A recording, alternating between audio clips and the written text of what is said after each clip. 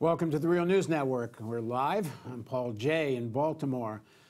Don't forget, before we kind of kick into this segment, we're in the midst of our winter fundraising campaign, and this is apparently Giving Tuesday.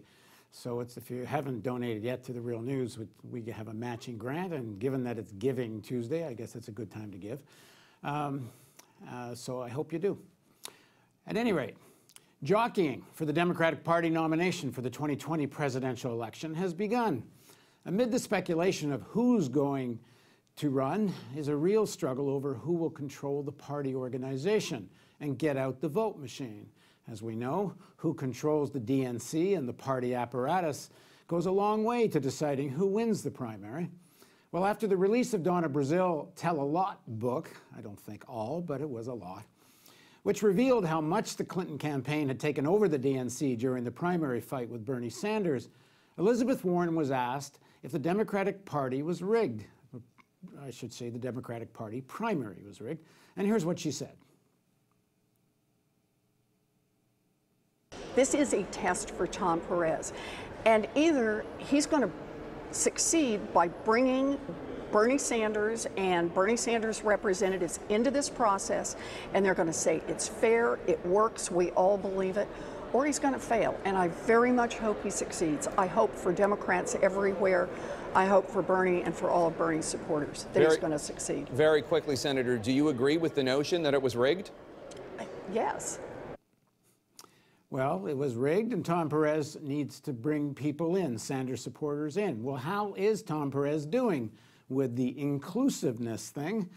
Well, Sanders supporter James Zogby was demoted from the DNC Executive Committee to an at-large position. Sanders' ally, Keith Ellison, his supporters, New Hampshire Democratic Chair Ray Buckley, the first trans person elected to the DNC, Barb Sipperstein, and Ellison's former secretary, Alice Germond, were removed from DNC positions. Former lobbyist Jeff Berman, who represented the private prison group, GEO Group, and the Keystone XL Pipeline Company, along with Maria Cardona and Minion Moore, senior officials at Dewey Square Partners, who represented predatory lender Countrywide Financial, were appointed to the DNC committee. Tax lobbyists Chris Liu and Frank Leon, a lobbyist for anti-environmental interests, were also appointed to the committee. Jamie Harrison, a former coal lobbyist, ran for the DNC chair, endorsed Perez after dropping out. Well, he was appointed. Joanne Dowdell, excuse me for butchering her name, Dowdell, a senior executive in the lobbying division for the Fox News parent corporation, News Corp, was appointed an at-large member and to the Resolutions Committee. Registered lobbyists Calla and Roxanne Brown were appointed at-large members. Clinton fundraiser and registered lobbyist Tonio Burgos was appointed to the DNC Finance Committee. Daniel Halpern was chosen to serve as co-chair of the DNC Finance Committee. As chairman of the Georgia Restaurant Association, Halpern played an active role in shutting down a bill that would have increased Georgia's state minimum wage. Hillary Clinton advisor Tony Coelho received appointments. Former Ready for Hillary National Finance co-chair Francisco Dominic was appointed as an at-large member, despite his formal support last year for Republican Jennifer Gonzalez's bid for Puerto Rico's resident commissioner. It goes on. Hillary Clinton's Nevada and Colorado State Director Emmy Ruiz was given an at-large position. Clinton campaign staffers Ellie Perez, Craig Smith, Cristobal Alex were also appointed. Former Bill Clinton advisor Harold Ickes was also appointed to the Rules Committee, despite his record of outbursts that included biting a political rival on their leg. Out of 187 DNC appointments, 187, the only Sanders supporters included Keith Ellison, who was moved down to the Executive Committee, James Zogby at large Resolutions Committee, Larry Cohen at large, and Simone Sanders at large and Resolutions Committee.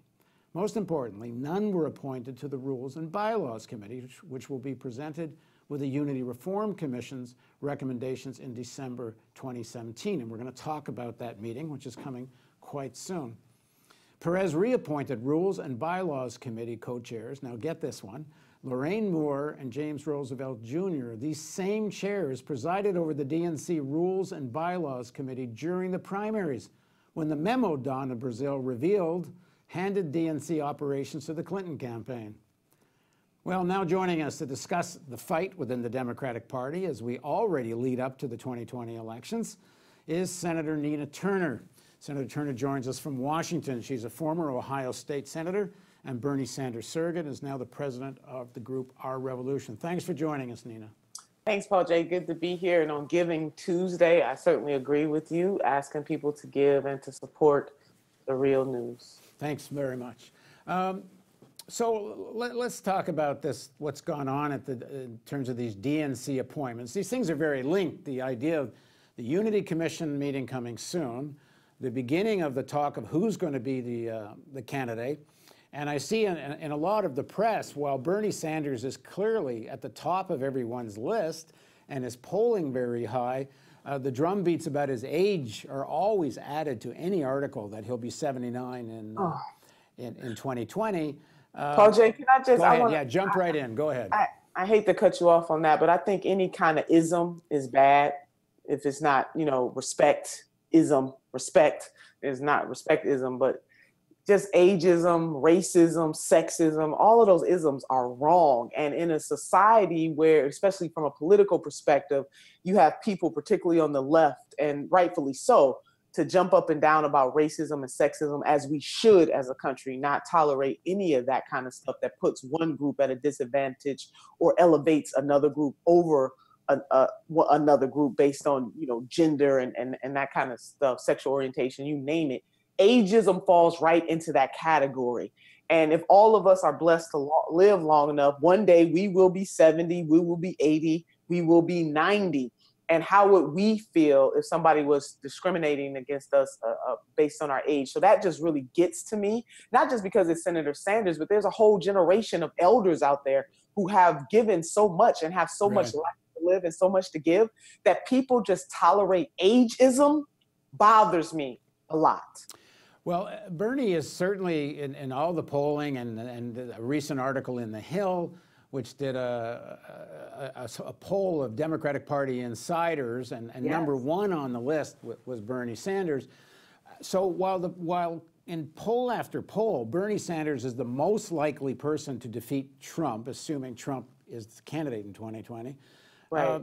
Still, if you look at what the appointments of Tom Perez, and Elizabeth Warren had this challenge to Perez to be inclusive with the Sanders wing of the party, and far from being inclusive, it's virtually a purge. The party machine's being prepared, one thinks, I think at any rate, to make sure Bernie Sanders actually doesn't win the nomination. And I agree. I mean, your point about what Senator Elizabeth Warren said, her finer point was that if the DNC wants to succeed, it needs to be inclusive and it needs to embrace, the Sanders supporters. That is so important. And the quicker they learn that and understand that, the better off they will be. And what happened at the DNC in terms of removing, Dr. Jim Zogby, who has been in the fight for Democrats for a very long time. As you may know, Paul J., he worked on the campaign for Reverend Jesse Jackson. And Reverend Jesse Jackson, people don't talk a lot about how he transformed the Democratic Party, that whole notion of rainbow coalition. He was the first candidate in a very long time to try to bridge the divide between race and class, as he would call it, that we need to talk about these issues, caste and class, that they both go hand in hand. But to do that to Dr. Zogby, an Arab American, is really not the right thing to do.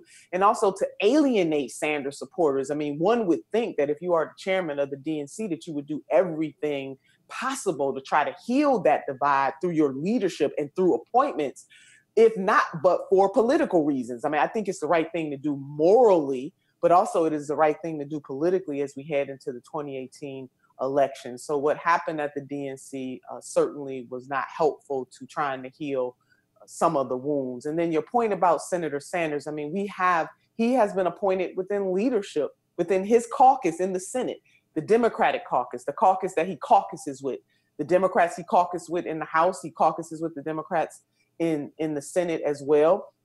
And Senator Chuck Schumer and the senator's colleagues in that caucus, he is outreach. He has been appointed that by his own colleagues, and he is still traveling this country, lifting people, lifting minds, talking about the issues that matter, whether it's Medicare for all, strengthening the ACA so that we get to Medicare for all, or whether it's, talking against this horrible tax plan, which will cripple millions of families in this country who fall in the socioeconomic parameters of the working poor and the barely middle class. So he continues to do the work that is necessary to remind people that they are powerful and that they must be engaged. And what the DNC is doing is absolutely wrong. And the DNC has to do a better job of being a big tent party and confessing that things went wrong last year will not take away from the party. I mean, it's an open secret. And I do have to give Donna Brazile a lot of credit for having the courage to come out and tell the truth in her book. That took a lot. And even though she has given the overwhelming majority of her life to helping Democrats, as you know, she was the first African-American woman to lead a presidential campaign. She has, been a loyalist to the Clintons as well. But you see how they tried to malign her. That whole clique did everything they could to malign her and to call her a Russian spy and just, take away her agency as an African-American woman, but also as a leader. So we have a lot of work to do. When I interviewed Bernie in Baltimore during the primaries, I asked him that, he talks about fighting the oligarchy, but is it not a section, I said to him, a section of the oligarchy that controls the Democratic Party, that this fight in the Democratic Party is a class fight? And it's a fight against a section of the oligarchy. And it's not so, this maneuvering in the DNC now is, I don't think they want to win with Bernie. They certainly want to win, but they don't want to win with a Sanders-esque or Sanders candidacy. And in fact, I think they might rather lose. Their plan is to make sure that the party machine does not allow that type of a candidate to win the nomination, no matter what. But the people do, and that is what is most important. And that's why organizations like Our Revolution, organizations like that, we are so important, because the people have a different idea from those people who are in positions and places where they try to control the dynamics, but they're not going to be able to control a movement of millions of people across this country who have already spoken and have said time and time again. And as you referenced, not just the Hill article, but even the senator with the Harvard-Harris poll, very high approval ratings across constituencies. Even 80% of Democrats feel that way about him. He's the most favorable active politician in this country. And to another point that Senator Elizabeth Warren made is that the whole notion that the Democratic Party would try to ignore a whole constituency of people and think that they're going to be successful in 2018, that just can't happen. And as somebody once said, that dog does not hunt, and it really does not. Well, the Unity Commission is going to be having a public meeting soon, and one of the fights is going to be over the issue of superdelegates. I saw that even Tim Kaine, who ran with Hillary in the last election, came out and called for the abolishing of superdelegates altogether. How is that fight shaping up, and how important is it? That is exactly what the senator said. So glad that he did say that. It's, we will see. As you said, the unity reform, and I emphasize the word reform because I don't believe that you can have unity without reform. You can't have just an artificial unity. You do have to reform, which is why both campaigns at the time last year came to an agreement. Both Secretary Clinton and Senator Sanders came to an agreement that we needed to have this commission. So it is my hope that when we vote, and everybody's going to know on the 8th and the 9th, that is when it is happening. We have traveled the country. Our last meeting will be in Washington, D.C. People can go to the DNC website for the exact location, but that is happening. But on the 9th, it's a public meeting. People can attend. It is a public meeting, but on the 9th, we will vote as a reform commission. That commission is made up of appointees by Senator Sanders, of which I am one of those, appointees by Secretary Clinton, and 3 appointees by Chairman Perez. So that is happening. I want to encourage people to really come to that meeting.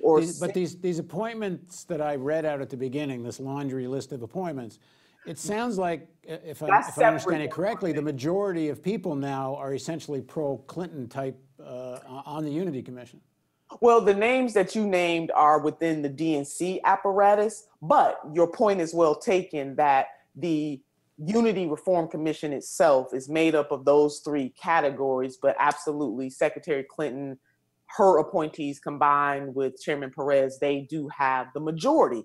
But that does not mean that we will not have consensus across those groups. And the groups have been working very well together, and let's hope that we will be unified for the most part in the reforms that we recommend. But you're absolutely right. From a purely numerical perspective, the Clinton-Perez coalition, they do have the numbers. I mean, I was joking with you off camera, but from an outsider, and I'm a very outsider to the Democratic Party, it looks to me like the way Perez is appointing people at the DNC, that what's hoped for by those forces is that this is a committee or a commission that unites the pro-Clinton type forces against reform.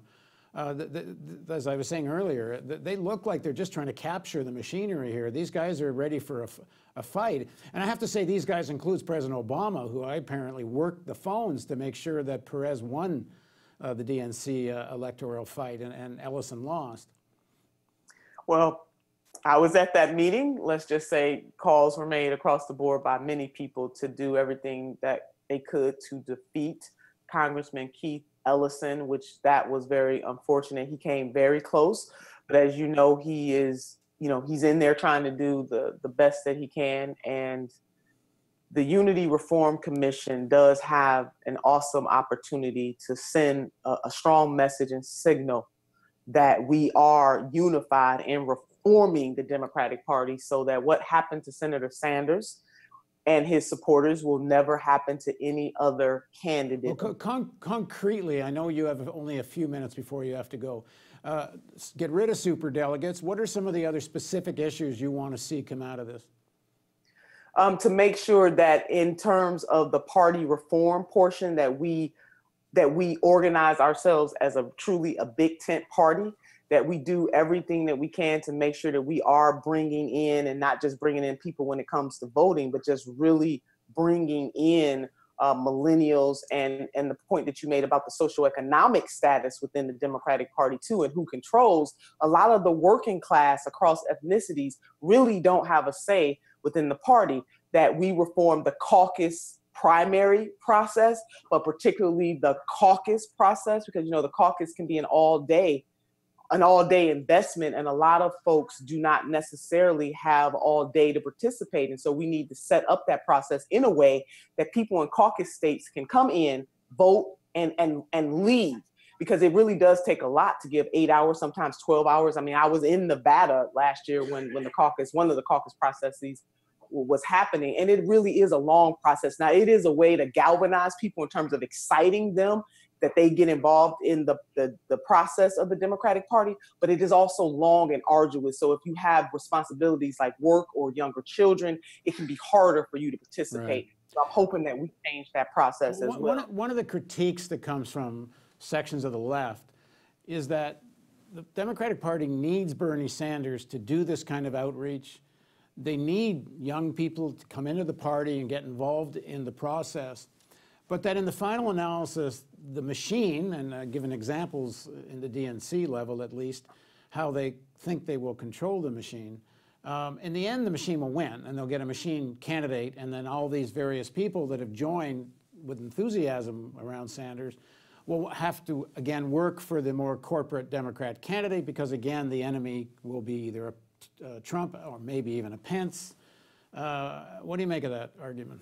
I mean, it didn't work in 2016, Paul J. That is not the way to galvanize and get people excited. I mean, people will just stay home, and that happened in 2016, where we have almost 50%, but not quite, of eligible voters, people who could have voted in 2016, opted out.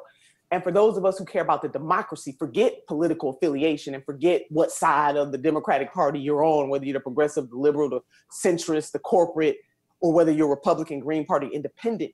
When you have that many people just totally opt out of even weighing in, democracy itself is under assault. That we have a problem. And even if we solve for voter suppression, for gerrymandering, all of those variables that we need to correct as a democracy, the fact that people have said, I'm not even going to bother because I don't believe in the system. I don't believe the people who work and participate in the system or who lead the system. I just don't believe anymore. To me, that is a bigger problem that we have to deal with collectively as citizens of the United States of America, that a democracy is the strongest when people decide that they want to participate. That is very troubling to me. All right, thanks very much for joining us, Senator Turner. Thank you, Paul Jay, and to all of your viewers, thank you so much. And please, please, please participate in Giving Tuesday. And yeah, let me reinforce that. Thanks very much for watching. And you'll find donate buttons. I don't know if you're watching on YouTube or Facebook or at The Real News, but the best thing to do is go to therealnews.com and click the donate button. And you'll find various ways to donate there by credit card or PayPal. There's a phone number. But one way or the other, we cannot keep doing The Real News unless you help us make real news. Thanks for joining us.